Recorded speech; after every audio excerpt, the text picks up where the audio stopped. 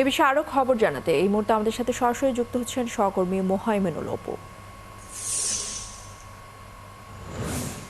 অপু, একটু জানাবেন March two সচিবালয় কর্মসূচির সবশেষ এই মুহূর্তে কি তথ্য রয়েছে আপনার কাছে?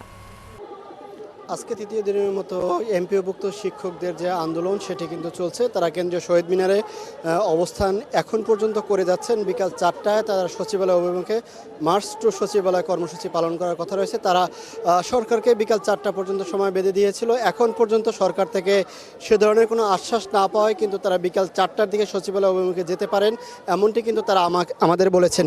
এই মুহূর্তে এই রাজধানী ঢাকা সহ ঢাকার বাইরে যে সমস্ত শিক্ষা প্রতিষ্ঠানগুলো রয়েছে তাদের সকল শিক্ষকরাই কিন্তু এই কেন্দ্রীয় শহীদ মিনারের সামনে অবস্থান করছেন। তারা সরকারের কাছ থেকে যেটি জানতে চেয়েছিলেন, শিক্ষা মন্ত্রণালয় এবং অর্থ মন্ত্রণালয় দুটি থেকে তারা দাবি করেছিলেন যে তারা যৌথ একটি বিবৃতি করে তাদেরকে প্রজ্ঞাপনের বিষয়ে জানাবেন।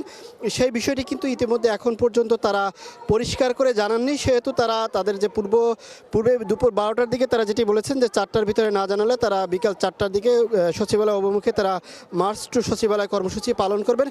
সেটি কিন্তু আমরা তাদের ভিতরে সেরকম প্রস্তুতি দেখতে পাচ্ছি। তবে দুপুর 12টার আগে রমনা জোনের যিনি ডিসি রয়েছেন মাসুদ, তিনি এসেছিলেন, এসে আন্দোলনকারীদের সাথে কথা বলেছেন, বারবার তাদের সাথে যোগাযোগ করার চেষ্টা করেছেন এবং বলছেন যে তারা যাতে এই আন্দোলন কর্মসূচি যদি সচিবালয় মুখে যায় তাহলে তাদের যে জনস্রোত সেটি ঠেকানো বা কোনো ধরনের বিশৃঙ্খলা সৃষ্টি হতে পারে, সেজন্য তারা এটি স্থগিত করে এবং সরকারের সাথে আলোচনার যে বিষয়টি সেই সময়টি কিন্তু তারা চেয়েছেন।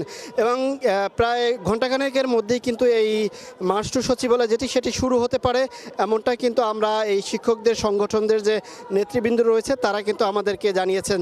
জানেন, গতকালকেও কিন্তু তারা এখানে এই শহীদ মিনারে তারা অবস্থান করেছিলেন।